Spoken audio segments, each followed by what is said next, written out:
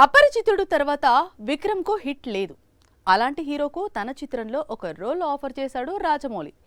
RRR తర్వాత Rajamouli movie అంటే ఆ క్రేజ్ ఎలా ఉంటుందో, హాలీవుడ్ ఎంతగా ఎదురు చూస్తుందో ప్రత్యేకంగా చెప్పుకోనక్కర్లేదు. కానీ విక్రమ్ సింపుల్గా నో చెప్పేశాడు. కెరీర్కు ఎంతో హెల్ప్ అయ్యే మూవీని చియాన్ చేతుల చేజార్చుకున్నాడా? చాలా మంది హీరోలు తమ కెరీర్లో చాలా చిత్రాలు చేస్తూ ఉంటారు. కానీ కెరీర్ను మలుపు తిప్పే చిత్రం వచ్చి తలుపు తడితే కొంచెం సేపైనా ఆలోచించాలి. కానీ విక్రమ్ అలాంటి ఆలోచన ఏమీ లేకుండానే సింపుల్ గా రాజమౌళి మూవీకి నో చెప్పాడు. ఇప్పుడు ఇదే పాన్ ఇండియా వైడ్ గా హాట్ టాపిక్ గా మారింది. అలా ఎలా అంటే నెగటివ్ రోల్ ఉందని రిజెక్ట్ చేశాడట. ఇప్పుడున్న పరిస్థితుల్లో తనకి నెగటివ్ రోల్ చేసే ఇంట్రెస్ట్ లేదు అంటున్నాడట. RRR తర్వాత రాజమౌళి తీస్తున్న సినిమా కోసం టాలీవుడ్ నుంచి హాలీవుడ్ వరకు ఎదురు చూస్తోంది.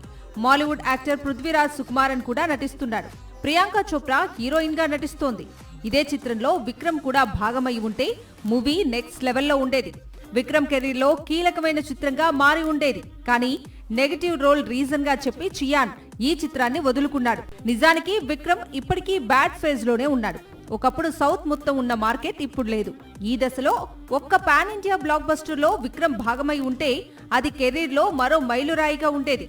పైగా పొన్నియిన్ సెల్వన్ లాంటి మల్టీ స్టారర్ మూవీలో విక్రమ్ కు నటించిన అనుభవం కూడా ఉంది. ఇప్పుడు విక్రమ్ నో చెప్పటంతోనే ఆ రోల్ కోసం మాధవన్ డేట్స్ ట్రై చేస్తున్నాడు రాజమౌళి.